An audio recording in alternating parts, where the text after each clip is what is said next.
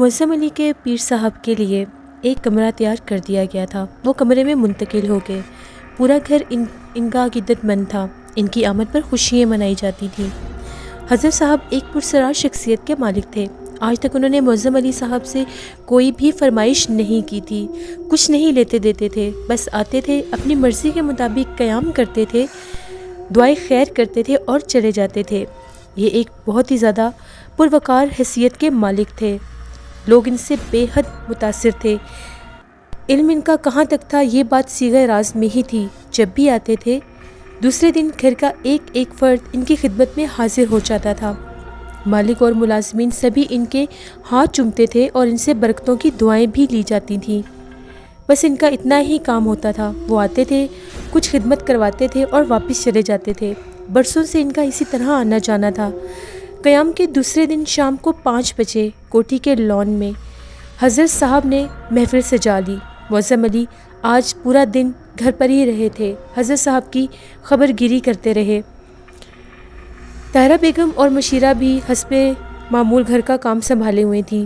عشیرہ کے لیے البتہ کچھ ذمہ داریاں بڑھ گئی تھیں، لیکن حضرت صاحب کا کوئی خاص کام نہیں ہوتا تھا۔ بہرحال ایک ایک فرد کوٹھی کے لان میں موجود تھا۔ حضرت صاحب کی قدم بوسی کی جانے لگی۔ جو کوئی ان کا ہاتھ چومتا وہ ان کے سر پر ہاتھ رکھ کے سے دعا دیتے۔ ملازمین بھی بہت زیادہ عقیدت مندی کے ساتھ سامنے حاضر ہو گئے۔ البتہ شاہنم وہاں پر موجود نہیں تھا۔ وہ کسی کام سے باہر گیا ہوا تھا۔ کسی کو اس کی یاد نہیں آئی۔ کوئی اتنا اہم مسئلہ بھی نہیں تھا۔ حضرت صاحب سب کے لیے دعائیں کر رہے تھے تو ایک دم سے نظم اور نثر کو شاہنم کا خیال آیا اور وہ بولی، ارے وہ ڈرائیور نہیں ہے، گاڑی تو گھر میں ہی کھڑی ہے، پھر وہ کہاں چلا گیا؟ پتہ نہیں، ہو سکتا ہے کسی کام سے گیا ہوگا۔ حضرت صاحب کی قدم بوسی بھی کی جانے لگی۔ نظم نے کہا، دیکھو تو ذرا، یہ ڈرائیور تو آ کر حضرت صاحب سے ملا بھی نہیں اور نہ ہی اس نے حضرت صاحب کی قدم بوسی کی ہے، جبکہ گھر کے باقی سبھی ڈرائیور، سبھی نوکر چاکر، گھر کا ایک ایک فرد یہاں پر موجود ہے۔ پتہ نہیں وہ کہاں پر گیا ہوگا۔ خیر یہ بات آئی گئی ہوگی، لیکن رات کو 12 بجنے بھی ابھی 10 منٹ تھے۔ حضرت صاحب معمول کے مطابق سونے سے پہلے کوٹھی کی گشت کیا کرتے تھے۔ وہ کوٹھی کے ایک ایک حصے کو جا کر دیکھا کرتے تھے، یہ ان کا معمول تھا۔ رات 12 بجے وہ کوٹھی کے تمام علاقوں کا جائزہ لیا کرتے تھے۔ معظم علی بھی ان کے ساتھ ہی تھے اور وہ دونوں قدم سے قدم ملا کر آگے پیچھے چل رہے تھے۔ انہوں نے آج ایک بہت خاص بات محسوس کی، اور وہ حضرت صاحب 4 قدم چلتے تھے اور پھر رک جاتے تھے اور مڑ کر ادھر ادھر دیکھنے لگ جاتے تھے۔ ایسا لگ رہا تھا کہ حضرت صاحب کسی الجھن میں مبتلا ہیں۔ پتہ نہیں وہ کیا ڈھونڈ رہے تھے اور ان کو ایسا کیا محسوس ہو رہا تھا۔ ساری گشت کے مطابق وہ کوٹھی کے ایک ایک حصے میں 4 قدم چلتے اور پھر رک جاتے اور پھر الجھن سے کبھی ادھر دیکھتے اور کبھی ادھر اور کبھی پیچھے پلٹ کر، لیکن کچھ بول نہیں رہے تھے۔ آخر کار وہ واپس اپنی قیام گاہ میں آئے۔ ان کے چہرے پر بہت زیادہ الجھن کے آثار تھے۔ معظم علی نے سوال کر ہی ڈالا، اعلیٰ حضور، کچھ مضطرب نظر آ رہے ہیں۔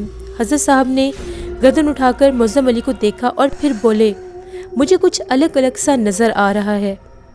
ہمیں معظم علی، آپ کے گھر میں کچھ عجیب سے اثرات نظر آ رہے ہیں۔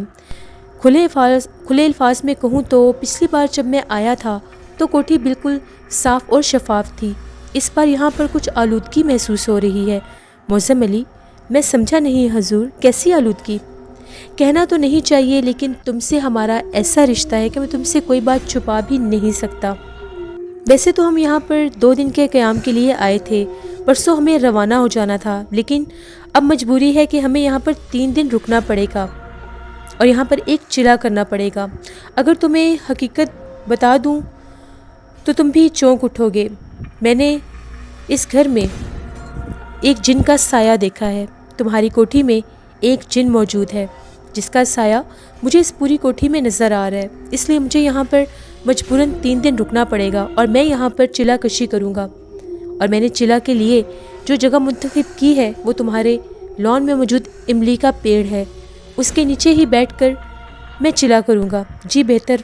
جی بہتر جناب، معظم علی نے عقیدت سے کہا۔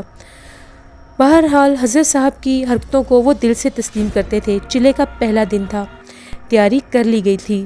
چلا کشی کے دوران سارے گھر والوں کو یہ ہدایت کی گئی تھی کہ وہ نہ تو لان میں آئیں گے اور نہ ہی حضرت صاحب کے قریب آئیں گے، لیکن جب حضرت صاحب نے اپنا وظیفہ شروع کیا، ابھی پہلا ہی دن تھا، املی کے پیڑ کے نیچے انہوں نے اپنا چلا شروع کر دیا تو ان کو عجیب سی آہٹیں محسوس ہونے لگ گئیں۔ حضرت صاحب ادھر ادھر دیکھنے لگ گئے، لیکن وہ جو آہٹیں تھیں ان کو اپنے پاس سے نہیں بلکہ املی کے درخت کے اوپر شاخوں پر آ رہی تھیں۔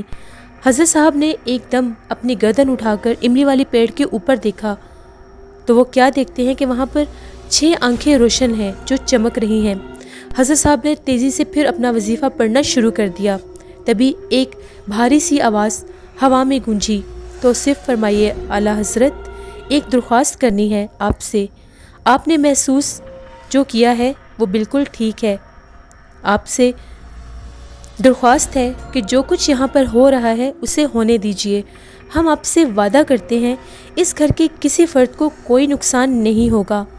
حضرت صاحب کے ہونٹوں پر ایک مسکراہٹ پھیل گئی اور وہ بولے، گویا ہمارا خیال درست تھا۔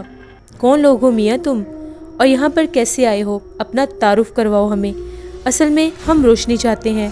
حضور سے وعدہ کیا گیا ہے کہ گھر کے کسی پرندے تک کو نقصان نہیں پہنچے گا۔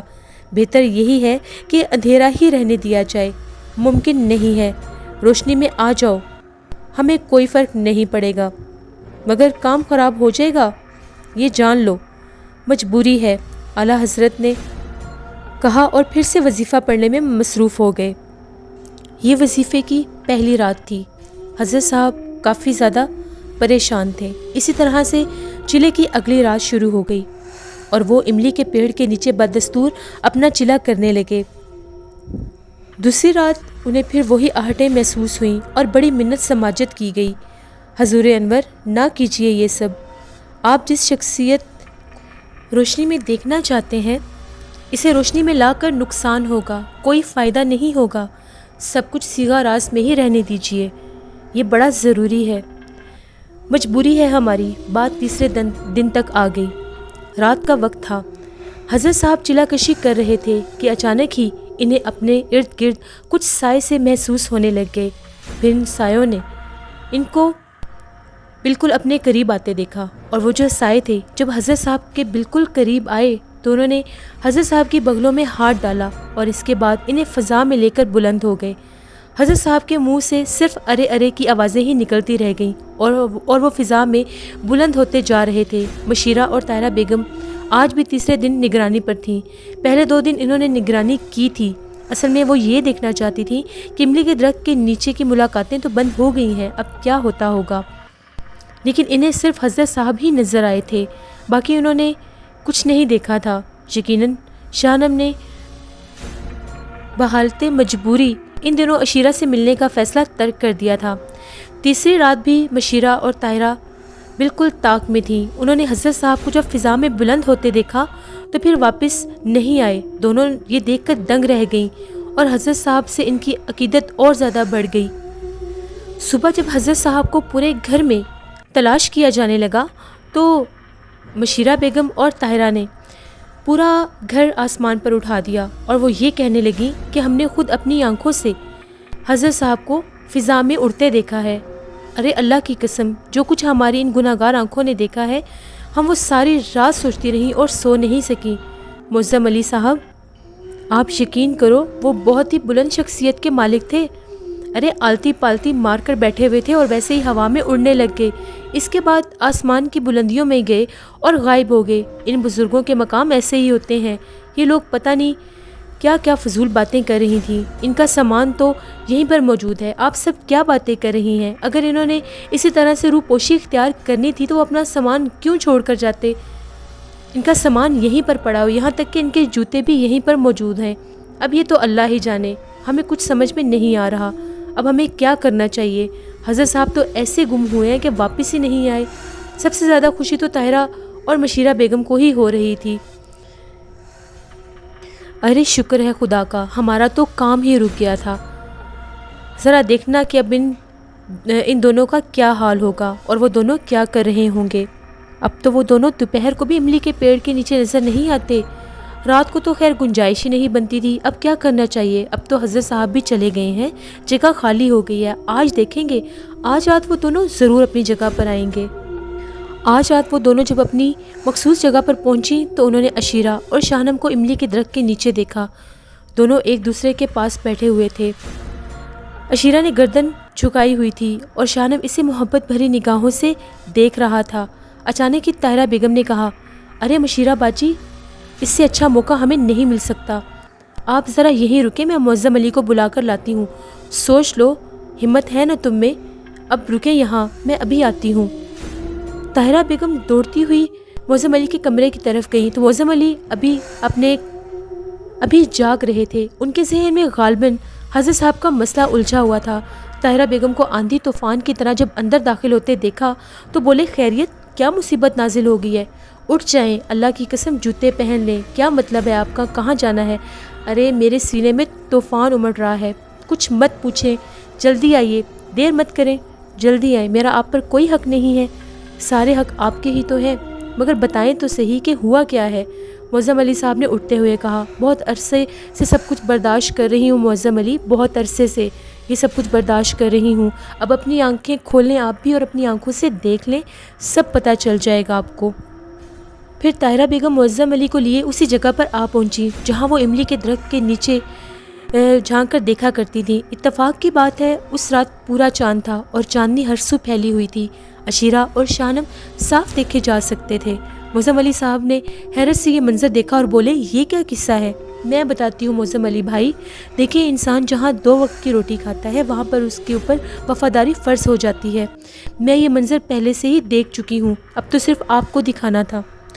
تبھی طاہرہ بولی، ہم تو اتنے دنوں سے یہ سب چکر دیکھ رہے ہیں، ابھی آپ کو دکھانا ضروری تھا، بہت دنوں سے ہم سب کچھ سہ رہی ہیں اور برداشت کر رہی ہیں، ہم دونوں بہنیں آپ کی بھتیجی کے خلاف نہیں ہیں، مگر دیکھیں تو صحیح یہ کیا گل کھلا رہی ہے، ہمیں تو ہمت نہیں تھی، ارے ہم تو اتنے دنوں سے یہ سب کھیل دیکھ رہے ہیں، پھر حضرت صاحب آ گئے اور ہم لوگوں کا ارادہ ملتوی ہو گیا، اللہ جانے وہ کہاں چلے گئے ہیں۔ 3 دن سے امن امان تھا، لیکن آج پھر دونوں دل دھڑکتے ہوئے املی کے پیڑ کے نیچے آ ملے۔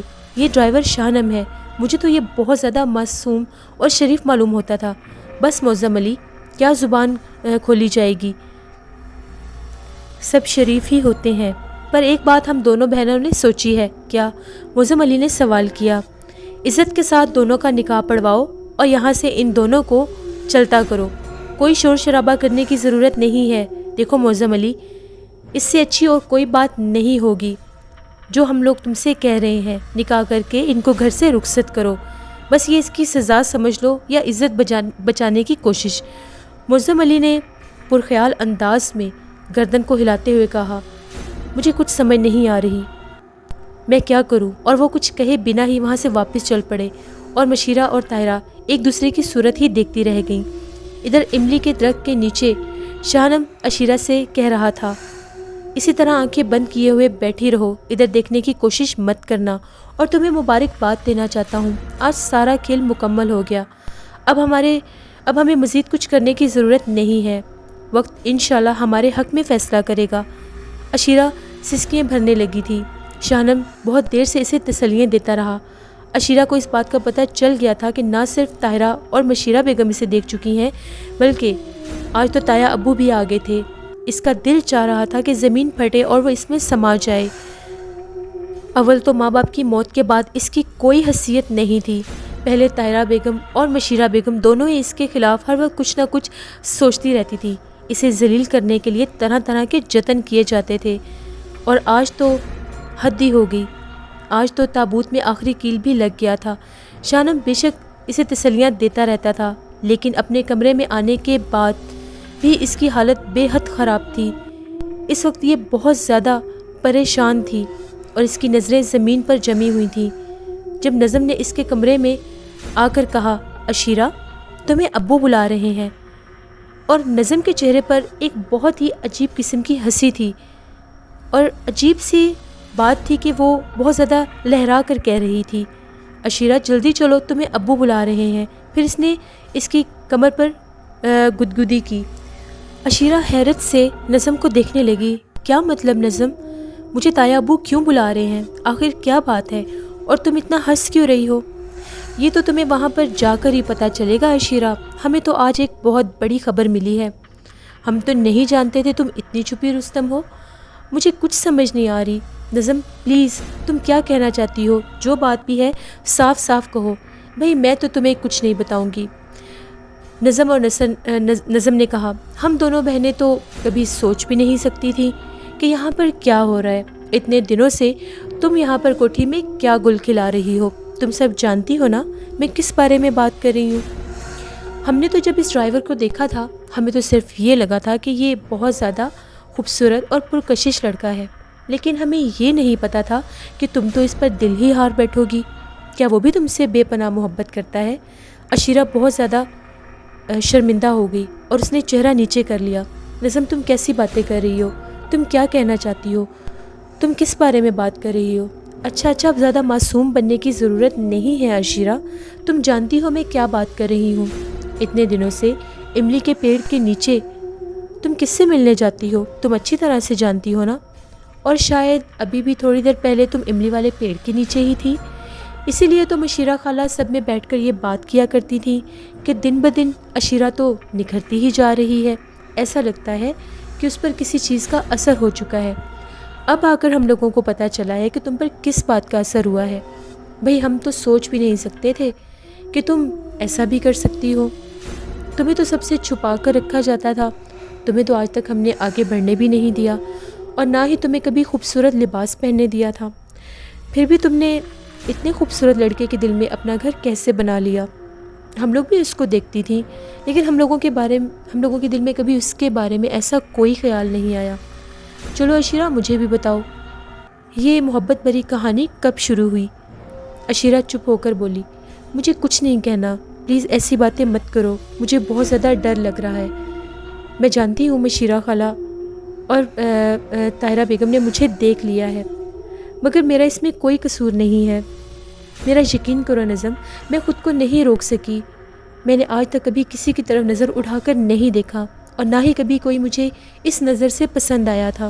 تم جانتی ہو نا یہاں کوٹھی میں کتنے لوگ آتے ہیں، کتنے مہمان آتے ہیں، کتنے خوبصورت لڑکے بھی آتے ہیں، لیکن میں نے کبھی کسی کو اپنے لیے نہیں دیکھا تھا۔ میں جب بھی کسی کو دیکھتی تھی میرے ذہن میں تم دونوں بہنیں آتی تھی، کیونکہ میری تو اتنی حیثیت تھی نہیں کہ میں اپنے بارے میں کچھ بھی ایسا ویسا سوچتی۔ لیکن پتہ نہیں شاہنم کو دیکھ کر مجھے کیا ہو گیا۔ شاہنم کو دیکھ کر میں خود کو روک ہی نہیں سکی۔ اس کی گہری نیلی آنکھیں، اس کی پروقار شخصیت، جب وہ میرے سامنے آیا تھا میں تو پتھرا کر رہ گئی تھی۔ نہ چاہتے ہوئے بھی میرا دل اس کے نام سے دھڑک اٹھا تھا۔ جب پہلی بار میرے کانوں نے اس کا نام سنا تھا تو وہ نام بار بار میرے کانوں میں گونجتا رہا۔ نظم میں نہیں جانتی کب شاہنم نے میرے دل میں گھر کر لیا، اور میں یہ بھی نہیں جانتی تھی کہ شاہنم کو بھی مجھ سے اتنی ہی محبت ہے۔ یہ تو مجھے اس دن پتہ چلا جب میں بے اختیار شاہنم کو ڈھونڈتے ڈھونڈتے اس کی یادوں میں مگن املی کے درخت کے نیچے گئی تھی، اور وہاں پر وہ بھی موجود تھا۔ میں تو سمجھی تھی وہاں پر مالی بیٹھا ہے، لیکن جب میں نے دیکھا تو وہ شاہنم تھا۔ شاہنم کی نظروں میں میرے لیے بے پناہ اپنائیت تھی۔ میں اس سے شرما کر بات کر رہی تھی، میں بہت گھبرائی ہوئی تھی۔ اسی طرح سے وہاں پر میری اس کے ساتھ ملاقات ہونے لگ گئی۔ میں اکثر وہاں پر جاتی تھی اور وہ وہاں پر آ جایا کرتا تھا۔ پھر شاہنم نے مجھے احساس دلایا کہ وہ مجھ سے بہت محبت کرتا ہے۔ اس کے لہجے میں میرے لیے بہت زیادہ اپنائیت اور پیار تھا۔ نظم میرا یقین کرو، میں نے جان بوجھ کر یہ سب نہیں کیا۔ میں نہیں جانتی کہ شاہنم کے لیے میرے دل میں یہ جذبات کیسے آ گئے۔ میں تو جینا ہی نہیں چاہتی تھی۔ جو زندگی میں گزار رہی تھی اس میں نہ تو کوئی خوشی تھی اور نہ ہی میری مرضی، لیکن شاہنم سے ملنے کے بعد میں نے جینا سیکھا۔ شاہنم کو دیکھنے کے بعد مجھے احساس ہوا کہ زندگی کس کو کہتے ہیں۔ میں شاہنم سے بہت محبت کرتی ہوں۔ میں نہیں جانتی تایا ابو کا کیا فیصلہ ہوگا، مجھے بہت ڈر لگ رہا ہے۔ دیکھو تمہیں ڈرنے کی ضرورت نہیں ہے، ابو تمہارے بارے میں سب کچھ جانتے ہیں، اور رہی بات امی اور خالہ کی، انہوں نے بھی یہ سب دیکھ رکھا ہے، وہ بھی تمہارے بارے میں سب کچھ جانتی ہیں۔ بہتر یہی ہے کہ تم چپ چاپ اٹھو اور کمرے میں آؤ۔ ہو سکتا ہے ابو نے وہاں پر شاہنم کو بھی بلایا ہو، تو تمہیں بھی پتہ چل جائے گا کہ کہ انہوں نے کیا سوچا ہے، مگر ایک بات یاد رکھنا، وہ کافی زیادہ غصے میں ہیں۔ جو کچھ بھی کہنا سوچ سمجھ کر کہنا۔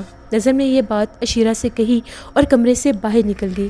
عشیرہ تھر تھر کانپنے لگی اور اللہ سے دعا مانگنے لگی، اے میرے مالک، اے میرے پروردگار، اے میرے معبود، میری مدد کر۔